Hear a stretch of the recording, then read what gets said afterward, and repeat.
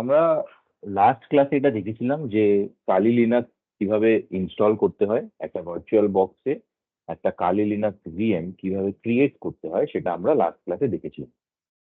এই ক্লাসে আমরা যেটা দেখবো সেটা হচ্ছে বার্ব স্যুট, যে সফটওয়্যারটার কথা আমরা আগেও বলেছি, যে একটা ওয়েব ট্রাফিককে ইন্টারসেপ্ট করার সফটওয়্যার হচ্ছে বার্ব স্যুট। সেই বার্ব স্যুটকে কিভাবে ইউজ করা হয়, সেখান থেকে আমরা কি কি দেখতে পারি, এই জিনিসগুলো আমরা আজকে দেখবো। তো তোমরা সবাই দেখতে পাচ্ছ এইটা কালি লিনাক্সের একটা ভিএম, যার মধ্যে যেটা আমরা লাস্ট ক্লাসে ক্রিয়েট করেছি। তোমরা যে ইউজার নেম পাসওয়ার্ড দিয়েছো সেই পাসওয়ার্ড দিয়ে লগ ইন করেছো কালি লিনাক্সে।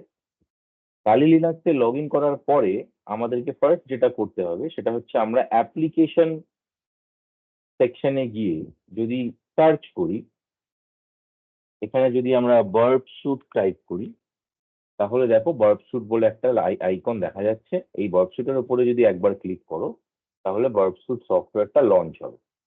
So this is how we launch the Burp Suite software.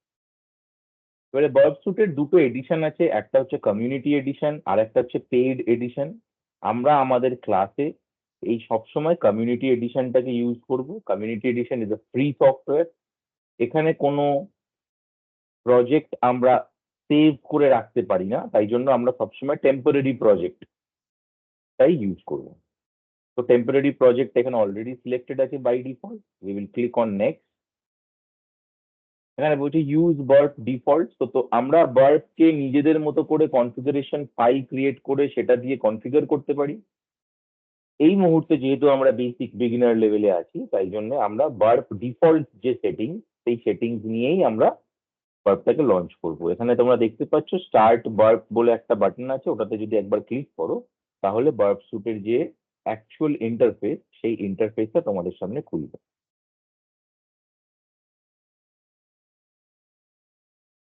এইটা হচ্ছে বার্ব স্যুটের ইন্টারফেস। এই ইন্টারফেসে এবারে আমাদের যেটা দেখার সেটা হচ্ছে আমরা কিভাবে একটা ওয়েব ট্রাফিককে ইন্টারসেপ্ট করতে পারি, সেখানে আমরা কিভাবে এইচটিটিপি রিকোয়েস্ট, এইচটিটিপি রেসপন্স এগুলোকে দেখতে পারি। এটা মাথায় রাখতে হবে যে এই ইন্টারসেপশনের যে বেসিক কনসেপ্ট, সেই কনসেপ্টটা আমাদেরকে ভালো মতো বুঝতে হবে। সেটা বোঝা হলে তবেই আমরা এর পরের ক্লাস থেকে অ্যাকচুয়াল যেগুলো হাই এন্ড প্র্যাকটিক্যাল ক্লাস বা প্র্যাকটিক্যাল ইউজ কেস, সেইগুলো আমরা প্র্যাকটিস করতে পারবো, দেখতে পারবো, সেখান থেকে যেটুকু শেখার সেগুলো শিখতে পারবো। তো এই বার্ব স্যুটে তোমরা দেখতে পাচ্ছ এখানে অলরেডি অনেকগুলো ট্যাব আছে। ড্যাশবোর্ড মানে আমার ওভারঅল সিস্টেমে কি কি আমি দেখেছি না দেখেছি সমস্ত কিছু আছে। তারপরে আছে টার্গেট। তোমরা যদি কোনো রকম টার্গেটকে স্পেসিফাই করো কোনো ওয়েবসাইটকে অটোমেটিক স্ক্যান করার জন্য, তাহলে সে টার্গেট আছে। তারপর আছে প্রক্সি। এই প্রক্সি ফিচারটাই হচ্ছে বার্ব স্যুটের primary and the most essential feature. এই প্রক্সি ফিচারটাকে আমরা কনফিগার করব এখন। এই প্রক্সি ট্যাবের আন্ডারে দেখো ইন্টারসেপ্ট আছে, এইচটিটিপি হিস্ট্রি আছে, ওয়েব সকেট এস হিস্ট্রি আছে, আর প্রক্সি সেটিংস আছে। প্রক্সি সেটিংসে যদি আমরা ক্লিক করি তাহলে এখানে দেখো অলরেডি একটা by default proxy service run করছে। প্রক্সি লিসনার এই ট্যাবের মধ্যে দেখো local host of this Kali Linux VM, তাই জন্য 127.0.1, এবং the port on this Kali Linux VM যেখানে এই প্রক্সি সার্ভিসটা লিসেন করছে সেটা হচ্ছে 8080। এই প্রক্সি সার্ভিসটা অলরেডি রান করছে। এই প্রক্সি সার্ভিস দিয়ে আমরা আমাদের কম্পিউটার থেকে ওয়েব সার্ভার বা কোনো টার্গেট ওয়েবসাইটে যা ট্রাফিক পাঠাচ্ছি এবং তার করেসপন্ডিং যে রেসপন্স আমরা পাচ্ছি, এই সমস্ত কিছু যদি আমরা এই প্রক্সির মধ্যে দিয়ে রাউট করতে পারি কোনোভাবে, তাহলে কিন্তু আমরা এই ওয়েব ট্রাফিকটাকে ইন্টারসেপ্ট করতে পারবো। এখানে যখন এটা অলরেডি কনফিগার করা আছে, আমরা এই বাকি কোনো সেটিংস এখন এই মুহূর্তে চেঞ্জ করছি না। এগুলোর কি মানে না মানে এগুলো সবই আমরা পরে দেখবো। আপাতত প্রক্সিটা কিভাবে কনফিগার করতে হয় সেইটা আমরা ফার্স্ট দেখছি। বাকি সমস্ত সেটিংস যেমন আছে সেগুলো as it is default settings এ রেখে দিলাম। এইখানে আমাদের এই চেক মার্কটা আছে মানে প্রক্সি সার্ভিস চলছে। আমরা এই প্রক্সি সার্ভিসটাকে যখন we have made sure that the proxy service is running on this local interface 127.0.0.1, and the port that this proxy service is using is 8080। এটা যখন আমরা এনশিওর করে নিয়েছি, we can close this window। এবারে দেখো এই জায়গাটাতে intercept is of and open browser বলছে, মানে আমি যদি বার্ব স্যুট থেকে এই ওপেন ব্রাউজার ট্যাবে ক্লিক করি, তাহলে কালি লিনাক্সের যেটা ডিফল্ট ওয়েব ব্রাউজার, সেই ওয়েব ব্রাউজারটা অটোমেটিক্যালি এই প্রক্সি সেটিংসটাকে ইনহেরিট করে লঞ্চ হবে। তার মানে ওই ওয়েব ব্রাউজার দিয়ে আমরা যা ট্রাফিক পাঠাবো, সমস্ত ট্রাফিক আমি এই বার্ব স্যুট প্রক্সিতে দেখতে পারবো। তো তাহলে আমরা দেখি যে এটা কি অ্যাকচুয়ালি হচ্ছে নাকি আমাদের কনফিগারেশনে কোথাও কোনো এরর হচ্ছে। তাহলে ফার্স্ট যেটা আমরা করবো সেটা হচ্ছে ইন্টারসেপ্ট ইজ অফ আছে, এইটাতে আমরা একটা ক্লিক করব and the intercept will turn to on. মানে এবারে প্রক্সিটা ইন্টারসেকশন স্টার্ট করলো। Now we will click on this open browser which is an open pre configured browser, যেটা দেখাচ্ছে এখানে মেসেজ বক্সে। এখানে যখন ক্লিক করব, তাহলে আমাদের একটা ওয়েব ব্রাউজার খুলবে, যেটা পোর্টসফিগার ওয়েব ব্রাউজার। এটা কালি লিনাক্সের বার্ব স্যুটের একটা ডিফল্ট ওয়েব ব্রাউজার। এবারে এখানে যদি আমরা ধরো একটা ওয়েবসাইট সার্চ করতে চাইছি, ফর এক্সাম্পল ndtv.com, এন্টার মারলাম। দেখো আমি এন্টার মারার পরেই এইটা কিন্তু এখানে লোড হয়নি এখন। ndtv.com-টা এখনো লোড হয়নি। এইখানে দেখো on the under the intercept page in the Burp Suite proxy interface, under the intercept tab আমরা দেখো কিছু ট্রাফিক দেখতে পাচ্ছি। এই ট্রাফিকটাকে আমরা যতক্ষণ না ফরওয়ার্ড করব, ততক্ষণ পর্যন্ত কিন্তু এটা এদিকে এনডিটিভি ওয়েবসাইটটা লোড হবে না। তার মানে একটা ওয়েবসাইট যখন আমরা লঞ্চ করতে চাই, তখন কিন্তু সেই ওয়েবসাইটের অনেকগুলো আগে এবং পরে আরো অনেক বেশি ওয়েব রিকোয়েস্ট জেনারেট হয়, এবং প্রত্যেকটা রিকোয়েস্টকে আমরা যদি এখানে ফরওয়ার্ড করি, এই যে এখানে আমি ব্রাউজারে ndtv.com দিলাম, তার মানে আমার সিস্টেম ডিএনএস কোয়েরি করে ndtv.com এর আইপি অ্যাড্রেস পেলো, সেই আইপি অ্যাড্রেসের ওয়েব সার্ভারের আইপি অ্যাড্রেস পেলো, সেই এই ওয়েব সার্ভার একটা ট্রাফিক পাঠাচ্ছে, এখনো এই ট্রাফিকটা যায়নি আমার সিস্টেমের বাইরে, এই প্রক্সিতে আটকে আছে। আমি প্রক্সিতে যদি ফরওয়ার্ড করি, তবে এই ট্রাফিকটা একটা একটা করে যাবে। এবারে দেখো এই এনডিটিভিটা এখনো লোড হয়নি, আমি এখানে ফরওয়ার্ডে একটার পর একটা ফরওয়ার্ডে ক্লিক করছি। Second click, third click, fourth click, fifth click, তোমরা নিজেরাই বুঝতে পারছো ডিফারেন্সটা কি হচ্ছে। সিক্স ক্লিক, সেভেন্থ ক্লিক, 8, 9, 10, 11, 12, 13, 14, 15, 16, এরকম করে আমি ফরওয়ার্ড করে যাচ্ছি। কেন ফরওয়ার্ড করছি? কারণ এই ওয়েব পেজটা লোড হওয়ার জন্য যতগুলো ট্রাফিক জেনারেট হচ্ছে, যতগুলো রিকোয়েস্ট জেনারেট হচ্ছে, এখানে দেখো request to text and beyond dot media 3000 port একটা ট্রাফিক যাচ্ছে, এটাকে ফরওয়ার্ড করলাম। আবার একটা আছে adsystem.com, সেটাকে ফরওয়ার্ড করলাম। এরকম পরপর অনেক ট্রাফিক জেনারেট হবে। কেন জেনারেট হবে? কারণ প্রত্যেকটা ওয়েবসাইটে প্রচুর অ্যাডভার্টাইজমেন্ট চলে, তার ইন্টারনাল ব্যাক এন্ড কিছু অপারেশনস চলে। সেই অপারেশনস গুলো যদি প্রপারলি না লোড হয়, না ফরওয়ার্ডেড হয়, প্রক্সির সাথে কমিউনিকেশন না হয়, তাহলে কিন্তু ওয়েবসাইটটা প্রপারলি লোড করে না। তাহলে আমরা যদি পরপর এরকম ফরওয়ার্ডে ক্লিক করতে থাকি, তাহলে দেখবে একটা টাইমে এই পেজটা প্রপারলি লোড হবে। এবং এটা কিন্তু একটা খুব বড় ইম্পর্টেন্ট একটা এক্সারসাইজ। এই মুহূর্তে আমরা ndtv.com এ এটা করছি, তাই জন্য আমাদের হয়তো মনে হতে পারে যে বাবা একটা ওয়েবসাইট লঞ্চ করার জন্য আমাদেরকে এতবার ফরওয়ার্ড করতে হবে। না, আমরা কিন্তু আমাদের কাজ কিন্তু বার্ব স্যুটের মধ্যে দিয়ে একটা ওয়েবসাইটকে লোড করানো নয়।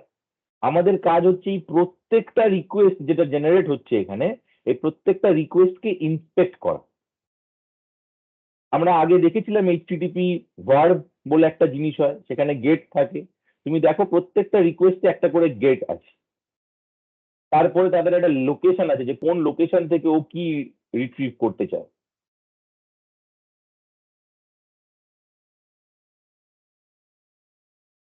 আশা করি এটা বোঝা যাচ্ছে আমি কি বলতে চাইছি। মানে যতক্ষণ না এই প্রত্যেকটা ওয়েব কম্পোনেন্ট এনডিটিভির প্রত্যেকটা ওয়েব কম্পোনেন্টের যে রিকোয়েস্ট, সেই রিকোয়েস্ট গুলো আমি ফরওয়ার্ড করছি, ততক্ষণ পর্যন্ত এই পেজটা কিন্তু প্রপারলি লোড হবে না। Sometimes it might take time. দেখো, আমি একটা একটা এই ফরওয়ার্ড ক্লিক করার মধ্যে একটা পয়েন্ট ছিল যেখানে আমি ক্লিক করার পরে এইটা এলো, শ্রীরাম উন্নতি, এই যে অ্যাডভার্টাইজমেন্ট সেকশনটা, এইটা কিন্তু লোড হলো আমি যখন এই ফরওয়ার্ডটা ক্লিক করলাম।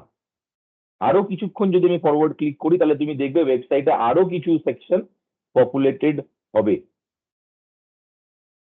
This is how web proxy and web traffic work. এবারে ndtv.com যেহেতু একটা বড় নিউজ পোর্টাল, তাই জন্য এখানে ট্রাফিক আরো অনেক বেশি। হোপফুলি বোঝা যাচ্ছে ব্যাপারটা। আমরা যদি এই পুরো পেজটাকে প্রপারলি দেখো, এখনো দেখো কিছু কিছু জায়গায় কিন্তু ছবি আপলোড হয়নি, এখনো ছবিগুলো পপুলেট হয়নি, কিছু সেকশনে ব্ল্যাঙ্ক আছে, মানে এখানে নিশ্চয়ই কিছু একটা কম্পোনেন্ট ছিল যেটা এখন ফাঁকা আছে, বিকজ এটা লোড হয়নি। আমরা যদি এটা আরো খানিকক্ষণ এটা ফরওয়ার্ড করতে থাকি, মানে যতগুলো রিকোয়েস্ট আমার সিস্টেম জেনারেট করছে, প্রত্যেকটা রিকোয়েস্টকে যদি আমি ফরওয়ার্ড করতে থাকি, তাহলে একটা টাইম আসবে যখন এই ওয়েব পেজটা প্রপারলি লোড হবে। এবং আমি এটা এই কারণে পারপাসফুলি এটা ndtv.com এর মতো একটা সাইট নিয়েছি, কারণ এটা একটা বড় পপুলার নিউজ পোর্টাল, এবং এই নিউজ পোর্টালে সবাই, সারা দেশের প্রচুর লোক অ্যাট দ্য সেম টাইম এটা ইউজ করছে। সেই রকমের এই ধরনের একটা ওয়েবসাইটে যদি সিকিউরিটি অ্যাসেসমেন্ট করতে হয়, তার মানে বুঝতে পারছো যে কতগুলো ওয়েব রিকোয়েস্টকে তোমায় অ্যানালাইজ করতে হবে, যে কোন রিকোয়েস্ট অ্যাকচুয়ালি কোন সার্ভারে যাচ্ছে, তার করেসপন্ডিং কি রেসপন্স আমি পাচ্ছি, সেগুলো সবকিছু তুমি এই ওয়ার্কশপের মধ্যে দিয়ে দেখতে পাবে। এবার তোমার যদি ধরো অনেক সময় এটা মনে হয় যে না, আমি কিছু ট্রাফিক আছে যে ট্রাফিকটা আমি আর আমার ওয়ার্কশপের মধ্যে দিয়ে লোড করব না, ফরওয়ার্ড করব না, তাহলে তুমি সেখানে ড্রপে ক্লিক করতে পারো। জেনারেলি আমরা এটা করি না, কিন্তু কোনো কোনো স্পেসিফিক কেসে আমাদের যদি মনে হয় যে আমরা স্পেসিফিক কিছু রিকোয়েস্টকে পারপাসফুলি ব্লক করে দেখবো একটা ওয়েবসাইট কিভাবে রেসপন্ড করে। অনেক সময় কি হয়, একটা ওয়েবসাইট যখন ডিজাইন করে, যারা অ্যাকচুয়ালি ধরো পিএইচপি বা এইচটিএমএল এ কাজ করে, তারা কি করে, তারা অনেক সময় র্যাপার তৈরি করে। র্যাপার মানে কি, তোমার সামনে একটা ভিজুয়ালাইজেশন থাকে, কিন্তু তার ব্যাক এন্ডেও একটা কোড থাকে। আমি যদি র্যাপারের রিকোয়েস্টটা ড্রপ করে দিই, তাহলে কিন্তু ব্যাক এন্ডের কোড অনেক সময় ভিজিবল হয়ে যায়। তো সেই ধরনের স্পেসিফিক কেসে আমি কিছু ট্রাফিক ড্রপ করতে পারি। কিন্তু এখন আমার কাজ হচ্ছে আমার দেখা যে কতটা অ্যাডিশনাল ওয়েব রিকোয়েস্ট একটা ওয়েব সার্ভার জেনারেট করতে পারে, সেইটা আমাদেরকে এখানে দেখতে হবে। তো আমি দেখো এখনো ফরওয়ার্ডে ক্লিক করে যাচ্ছি, এখনো ফরওয়ার্ডে ক্লিক করে যাচ্ছি এই সিস্টেমে। বাকি দেখো, এই দেখো এই মারাঠি যে সেকশনটা, তোমরা যদি ভিডিওটাকে একটুখানি পিছিয়ে নিয়ে গিয়ে দেখো, তাহলে দেখবে এই ছবিটা কিছুক্ষণ আগে অবধি ছিল না। আমরা যেহেতু এতক্ষণ ধরে ফরওয়ার্ডে ক্লিক করেছি, তার মানে কিছু ওয়েব কম্পোনেন্ট রেসপন্স পেয়েছে, কিছু ওয়েব রিকোয়েস্ট রেসপন্স পেয়েছে, সেই রেসপন্সের জন্য এই ওয়েবসাইটটা আরেকটু পপুলেটেড হয়েছে।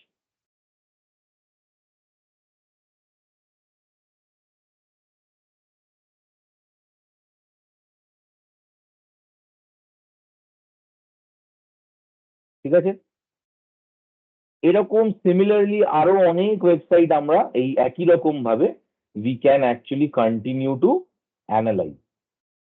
এবারে এই যে ইন্টারসেপশনটা যদি এরকম চলতে থাকে, তারপরে আমরা ধরো এই, মানে এটা তো ধরো এই মুহূর্তে আমি ইন্টারসেপ্ট করলাম, এবং পরে যদি আমি এটা অ্যানালাইজ করতে চাই যে কি ধরনের এইচটিটিপি ট্রাফিক ছিল, তাহলে আমি এইচটিটিপি হিস্ট্রিতে যদি যাই, তাহলে দেখো এখানে আমার ndtv.com এর বা অন্যান্য যে কটা ডোমেনের ট্রাফিক গিয়েছে, এই সব কটা ডোমেনের কিন্তু আমার কাছে একটা রিকোয়েস্ট আর রেসপন্স সেকশন পেয়েছি আমি। ধরো আমি একটা এক্সাম্পল নিচ্ছি, ndtv.com এর রুট ফার্স্ট যে পেজটা গিয়েছিল, সেখানে রিকোয়েস্টের সেকশন কিরকম ছিল আর রেসপন্সের সেকশনটা কিরকম ছিল, সেটা আমরা এখানে দেখতে পাচ্ছি। দেখ, এই সেকশনটা যদি দেখো www.ndtv.com, এখানে দেখো রিকোয়েস্টে বলছে গেট ভার্ব, এইচটিটিপি ভার্সন দিয়েছে, হোস্ট নেম দিয়েছে ndtv.com, তারপরে এখানে ইউজার এজেন্ট কি ছিল সেটা দিয়েছে, অ্যাকসেপ্ট কি ধরনের ইনফরমেশন অ্যাকসেপ্ট করছে সেই ইনফরমেশনটা দিয়েছে। ঠিক আছে, আরো অনেক কিছু আছে যেগুলো আমাদের এই মুহূর্তে ফোকাসের পয়েন্ট নয়। আমরা অ্যাকসেপ্ট এনকোডিং দেখেছিলাম, gzip, deflate and BR, accept language English, connection close, ও বলছে কানেকশনটা ক্লোজ করে দাও, আমার নতুন কানেকশন, এই কানেকশনেই আমি মাল্টিপল জিনিস দেখবো না, আমার এই কানেকশনটা ক্লোজ করে দাও। তখন এই সার্ভার কি রেসপন্স দিয়েছে, এইচটিটিপি 200 ওকে, মানে ও এই রিসোর্সটাকে আইডেন্টিফাই করেছে।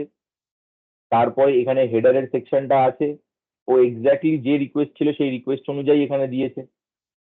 এখানে ধরো কন্টেন্ট টাইপ ও দিয়েছে, অ্যাকসেপ্ট এখানে যা ছিল কন্টেন্ট টাইপ তার মধ্যে থেকেই একটা দিয়েছে। এক্স ক্যাশ স্ট্যাটাস, ক্যাশ থেকে ইনফরমেশন দিয়েছে। এনকোডিং যে ফরম্যাট ছিল সেই এনকোডিং ফরম্যাটেই ইনফরমেশন দিয়েছে। এবং আমরা বলেছিলাম যে হেডার যখন শেষ হয়ে যায় তারপরে দুখানা কি তিনখানা ব্ল্যাঙ্ক লাইন থাকে। এখানে দেখো তিনটে ব্ল্যাঙ্ক লাইন আছে, তারপরে অ্যাকচুয়ালি যে ওয়েব সার্ভারের যে অ্যাকচুয়াল রেসপন্স সেই রেসপন্সটা আমরা এখানে দেখতে পাচ্ছি। Get the latest news, India news, breaking news, today's news, ndtv.com। তারপরে এখানে অনেক হেডার আছে, মেটা হেডার আছে, যেগুলো এইচটিএমএল এবং পিএইচপির কনসেপ্ট। তারপরে এখানে তোমার জেসন স্ক্রিপ্টিং হয়েছে।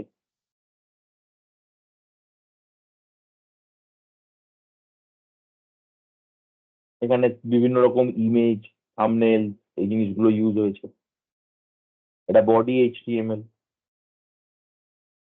এবারে বুঝতে পারছো যে আমরা যদি স্পেসিফিক কিছু সেকশন দেখতে চাই যে কোন জায়গায় একটা ওয়েব সার্ভারের জেনারেলি কি ধরনের ভালনারেবিলিটিস থাকে, এটা যদি আমরা আগে থেকে জানি, তাহলে আমরা এই রিকোয়েস্ট আর রেসপন্সের মধ্যে প্যারিটি চেক করে করে, কন্টেন্ট চেক করে করে আমরা কিন্তু আইডেন্টিফাই করতে পারি যে একটা ওয়েব সার্ভারে কোনো ভালনারেবিলিটি আছে না নেই।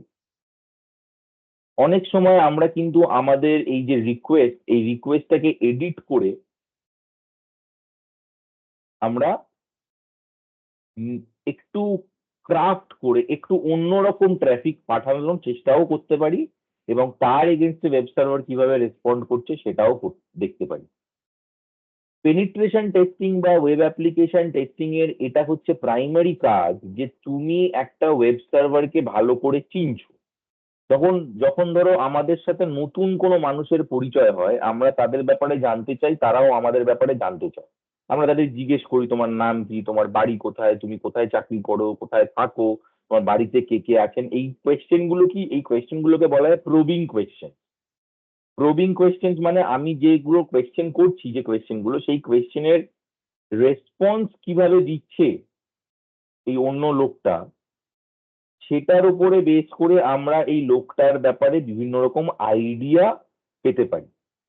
সিমিলারলি একটা ওয়েবসাইটকে যখন আমরা সিকিউরিটি অ্যাসেসমেন্ট একটা ওয়েবসাইটের করব, তখন তাকে আমাদের কিছু প্রবিং কোয়েশ্চেন পাঠাতে হবে। এবং এই প্রবিং কোয়েশ্চেন আমরা কিভাবে পাঠাবো, এখানে যে ডিফল্ট রিকোয়েস্ট গুলো আছে এই রিকোয়েস্ট গুলোকে আমরা, এটা আমরা আরো একটা দুটো ক্লাস পরে দেখবো, যে এই রিকোয়েস্ট গুলোকে একটু চেঞ্জ করে আমরা আবার ওয়েব সার্ভারে পাঠাবো এবং দেখবো যে এই রিকোয়েস্টের রেসপন্সে ওয়েব সার্ভার আমাদের কি ধরনের কন্টেন্ট পাঠাচ্ছে। অনেক সময় কি হয়, আমাদের যদি একটু চেঞ্জ করে রিকোয়েস্ট পাঠাই, অনেক সময় একটা ওয়েব সার্ভার তার কিছু ভালনারেবিলিটি এক্সপোজড হয়, কারণ ও ওই ধরনের রিকোয়েস্ট এক্সপেক্ট করেনি। এবং সেই রিকোয়েস্টটা যখন আমরা পাঠাই, তখন ওয়েব সার্ভার বুঝতে পারে না যে তাকে কিভাবে রেসপন্ড করতে হবে, এবং তাই জন্য সে যেটা ওর ভালো মনে হয় সেটাই, সেই কন্টেন্টটাই ও ফরওয়ার্ড করে দেয়। এবং এর মধ্যে দিয়ে অনেক সময় কিছু ভালনারেবিলিটিস এক্সপোজড হয়, এবং এই ভালনারেবিলিটি গুলোকে ডিসকভার করাটাই হচ্ছে একটা পেনিট্রেশন টেস্টারের কাজ। আমি আশা করব যারা যারা তোমাদের কালি লিনাক্স ভিএম এর ল্যাবটা দেখেছো, এবং সেই ল্যাবটা দেখে যারা যারা নিজের সিস্টেমে অ্যাকচুয়ালি কনফিগার করেছো, সেই তারা প্রত্যেকেই এবারে বার্ব স্যুটের এই প্র্যাকটিক্যালটাও, অ্যাটলিস্ট এই বেসিকটা, how to intercept traffic through Burp Suite, এইটা তোমরা অ্যাটলিস্ট প্র্যাকটিস করে নেবে। এই দুটো বেসিক জিনিস যদি রেডি থাকে, তাহলে আমাদের পরবর্তী ক্লাসগুলোতে আমরা হাই এন্ড জিনিসগুলো খুব তাড়াতাড়ি ক্যাচ করতে পারবো।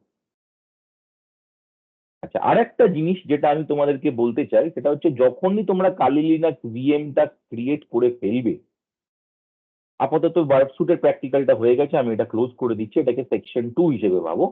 যখনই তোমাদের বার্ব স্যুটের, সরি, কালি লিনাক্স ভিএমটা যখন তোমরা ক্রিয়েট করে ফেলবে, কালি লিনাক্স ভিএম ক্রিয়েশন হয়ে যাওয়ার পর ফার্স্ট টাইম যখন লগ ইন করো, তখন কিন্তু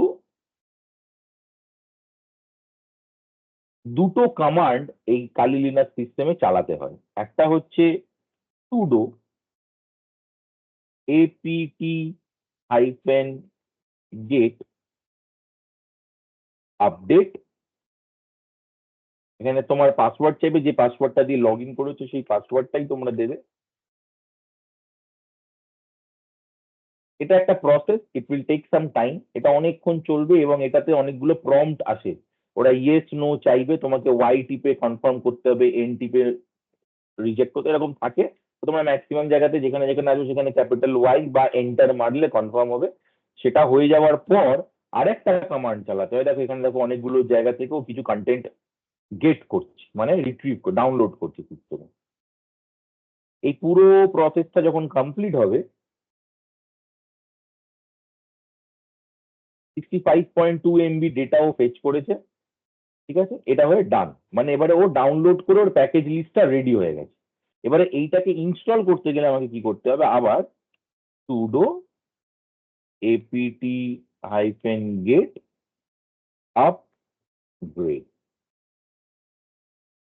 দেখো এখানে বলছে ওই যে এখানে যে প্যাকেজটা ও ডাউনলোড করেছিল, 65.2 MB সাইজের একটা প্যাকেজ ডাউনলোড করেছিল, সেই প্যাকেজটাকে এক্সট্রাক্ট করে ও 189 MB একটা ফাইল সাইজ পেয়েছে। এবার ও বলছে এটাকে তুমি কি ইনস্টল করতে চাও?